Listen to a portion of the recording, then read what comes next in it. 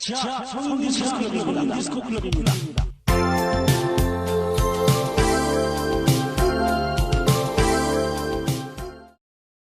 Hello tout le monde, je suis trop contente de vous retrouver enfin dans une nouvelle vidéo. Alors déjà juste pour remettre en contexte, je suis actuellement en Corée du Sud, à Séoul, parce que j'ai fait mon stage de M2, donc mon dernier stage, en Corée du Sud justement, dans une université à Sogang. J'aimerais bien vous parler de qu'est-ce qu'on peut faire après la licence coréen justement, quels sont les masters qui sont accessibles, les réorientations ou les projets futurs pour les métiers justement. Mais tout ça, donc ça fera l'objet d'une autre vidéo, et si vous avez déjà des questions à me poser par rapport à ça, n'hésitez pas à me les poser directement ici dans les commentaires, comme ça je prendrai note et j'y répondrai.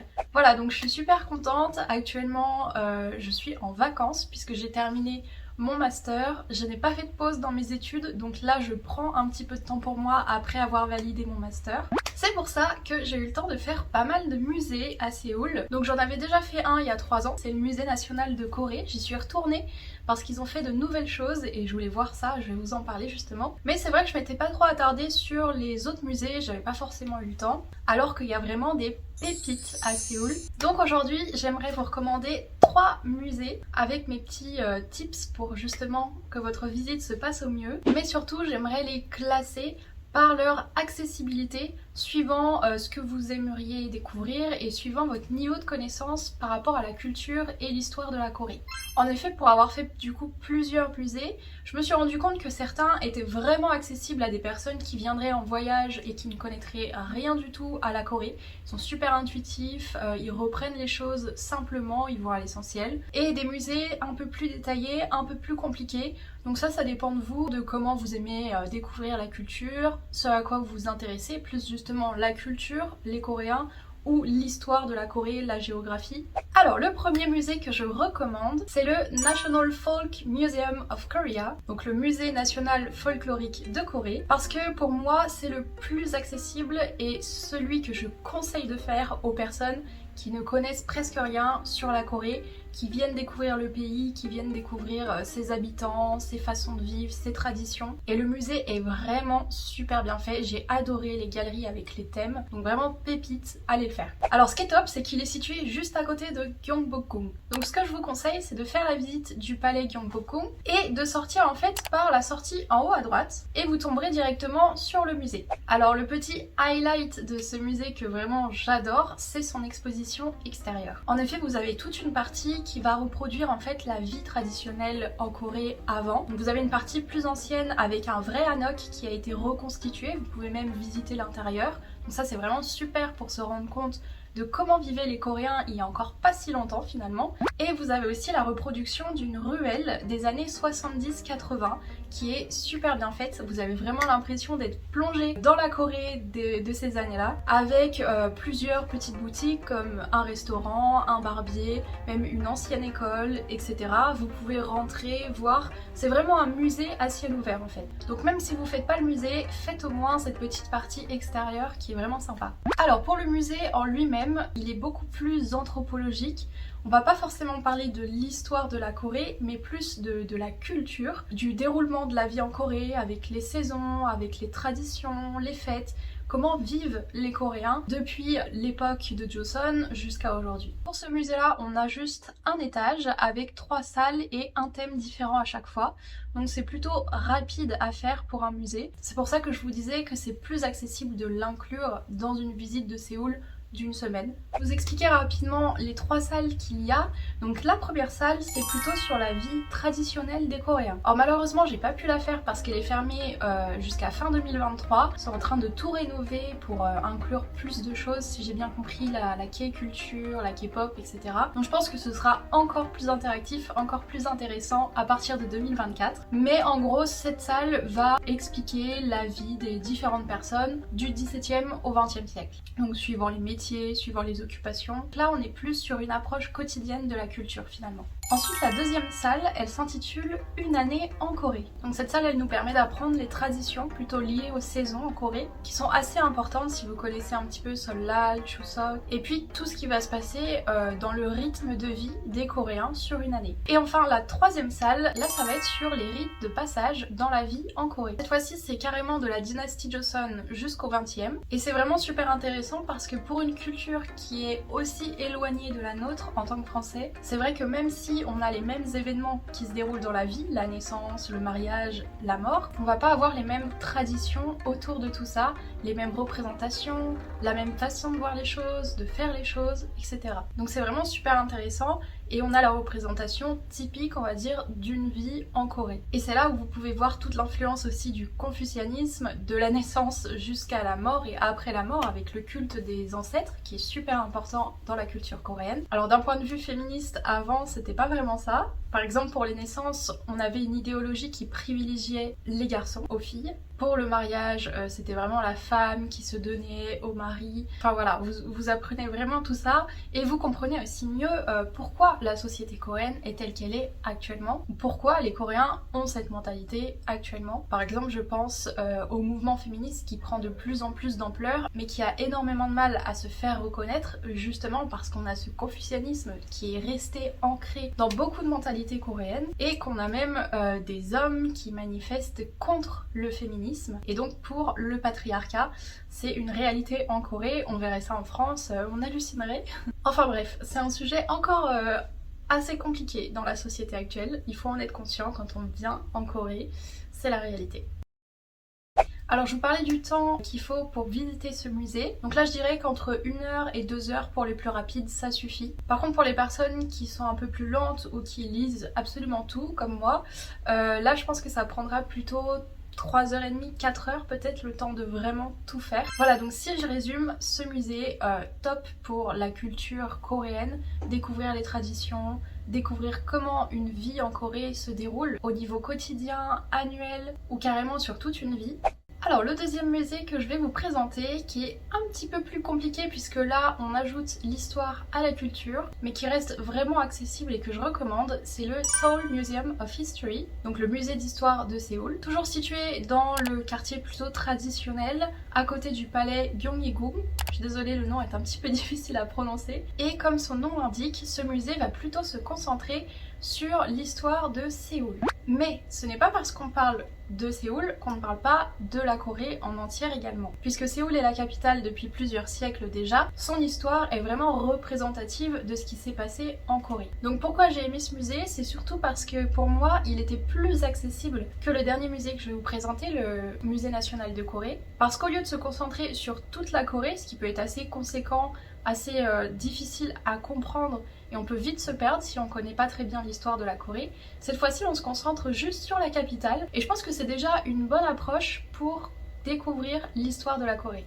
Donc le musée va reprendre l'histoire de la capitale de la dynastie Joseon jusqu'à l'époque contemporaine. Donc à la fin on a même une petite partie sur les BTS par exemple. Et en fait il va reprendre l'ensemble de tout ce qui s'est passé à Séoul et de tous les changements liés à la capitale. Par exemple ses différents noms. Faut savoir que Séoul ça s'appelait Hanyang avant de devenir Séoul. Vous allez découvrir son expansion, sa modernisation, tout ce qu'elle a subi avec les invasions, dont la colonisation japonaise par exemple. Vous avez aussi plusieurs explications sur la création de la muraille autour de Séoul, donc ça c'est très intéressant. Et beaucoup d'explications aussi sur les 5 principaux palais à Séoul, parce que c'est là où il y avait justement toute la vie politique, économique, sociale du roi, de sa cour, du gouvernement. Donc là on en apprend vraiment beaucoup sur l'histoire, on en apprend beaucoup sur comment fonctionnait la société avec les rois en Corée avant. Et j'ai trouvé que le musée était super bien fait parce que vous avez quand même un bon fil conducteur qui reste simple à suivre, très accessible, et vous avez pas mal d'informations mais elles se concentrent quand même sur l'essentiel de ce qu'il y a à savoir, donc ça ne vous perd pas dans 1001 explications qui seraient trop rentrées dans le détail. Le musée en plus est super interactif avec plein de mises en scène, des choses qui sont exposées où on se sent vraiment plonger dans l'histoire, dans la culture, donc on comprend encore mieux. C'est pour ça que j'ai vraiment été agréablement surprise par ce musée-là. Je pense qu'au niveau du temps, pour les plus rapides, si vous faites juste un tour, ça prendra environ 2 heures. Et pour ceux qui veulent vraiment s'attarder et lire absolument tout, là je dirais que ça prendra plutôt 5 heures ou 6 heures. Moi je pense que j'y ai bien passé 6 heures ou 7 heures. Voilà donc pour ce deuxième musée, le musée d'histoire de Séoul, qui se concentre sur l'histoire de la capitale mais qui nous en apprend énormément sur ce qui s'est passé en Corée. Et je trouve que c'est un bon point de départ pour apprendre la culture et l'histoire coréenne. Et même si vous connaissez déjà bien l'histoire de la Corée, ça vous permet justement d'aller plus en détail au niveau de la capitale. Et enfin, le dernier et troisième musée que je vais vous présenter, c'est bien évidemment le musée national de Corée. Celui-ci, rien à voir avec les autres au niveau de la taille, il est immense. Il y a au moins 3 étages avec je sais pas combien de salles, parce qu'en fait il va reprendre absolument tout sur l'histoire et la culture de la Corée. Donc là on va vraiment partir de la préhistoire jusqu'à l'époque contemporaine. Le musée va vraiment présenter toutes les dynasties, pas seulement Joseon qui était la plus importante, c'est pour ça qu'on se concentrait sur celle-ci dans les 2 autres musées. Vous allez avoir énormément d'explications, énormément d'objets de présenter, et c'est pour ça que je le classe en 3e dans le sens moins accessible, parce que là pour le coup on rentre vraiment dans le détail. Et donc si vous ne connaissez pas très bien l'histoire, la culture coréenne, je pense que ce musée peut être super intéressant bien évidemment, il y a des choses extraordinaires à voir dans ce musée, mais ça peut être un peu difficile de comprendre et ça va plus peut-être vous perdre qu'autre chose au niveau de l'histoire. Disons que je conseillerais plus de faire ce musée si vous êtes là pour plus longtemps, ou si vous aimez vraiment les musées et que vous êtes habitué à ce genre de grands musées avec beaucoup d'explications et que vous allez plus ou moins vous y retrouver, ou si vous connaissez déjà bien la culture coréenne mais que vous voulez rentrer dans le détail pour vraiment enrichir vos connaissances. Après le musée, même s'il est un petit peu plus complexe parce que forcément il expose énormément de choses, il reste super intéressant. Mais si vous ne connaissez rien à la Corée et que vous voulez vraiment découvrir efficacement l'histoire ou la culture, je vous conseille plutôt les 2 musées précédents qui sont mieux faits parce qu'ils vont à l'essentiel, plus accessibles, plus simples à comprendre.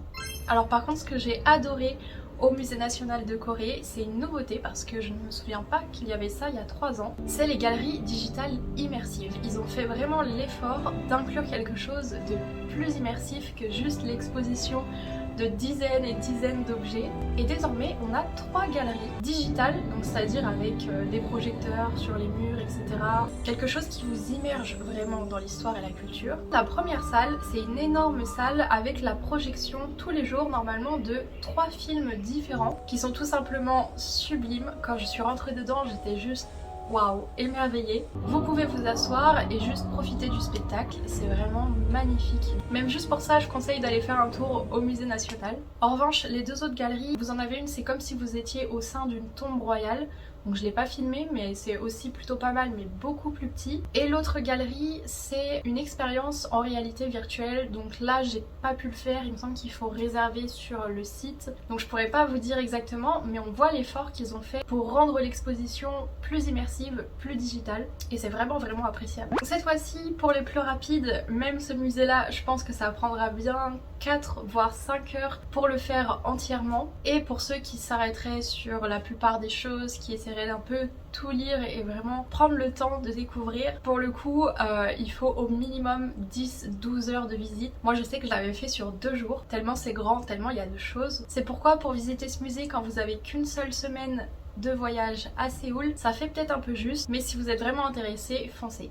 Voilà donc pour mes recommandations pour les musées à Séoul. Donc ça c'est 3 musées mais bien sûr vous en avez plein d'autres. Je dirais que ceux-ci c'est vraiment les principaux pour l'histoire et la culture de Corée, et j'espère que vous avez aimé le fait que je les classe un petit peu par leur accessibilité et ce sur quoi ils se concentrent pour que vous fassiez le choix qui vous convient le plus pour votre prochain voyage à Séoul justement. J'ajouterai également que tous les musées que je vous ai présentés sont gratuits et qu'il y a également des visites guidées gratuites en anglais qui sont disponibles tous les jours. Normalement c'est une le matin, une en début d'après-midi, et on n'est pas toujours au courant qu'il y a ça, alors que ça peut être une super opportunité pour justement être mieux guidé, aller à l'essentiel dans le musée. Et pour l'avoir testé au musée national de Corée, c'est vraiment pas mal parce que du coup ça vous emmène sur les points clés du musée. La guide va faire un tour très rapide sur les différentes périodes par rapport à l'histoire de la Corée. Donc ça reste vraiment général puisque ça dure environ 1 heure. Mais je pense que c'est une bonne opportunité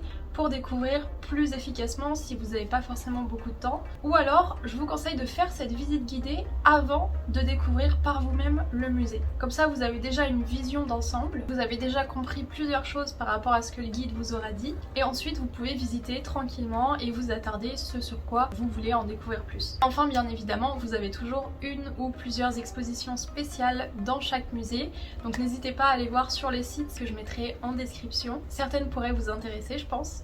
Et voilà, je pense que cette fois-ci, on a fait le tour de tout ce que j'avais à dire sur ces 3 musées. Si vous avez aimé ce type de vidéo, si ça vous a aidé, n'hésitez pas à me le dire dans les commentaires. Vous pouvez aussi me suivre sur mes réseaux sociaux. En ce moment, j'essaie de créer un petit peu plus de contenu sur Instagram. Ça peut peut-être vous inspirer ou vous aider pour votre prochain voyage.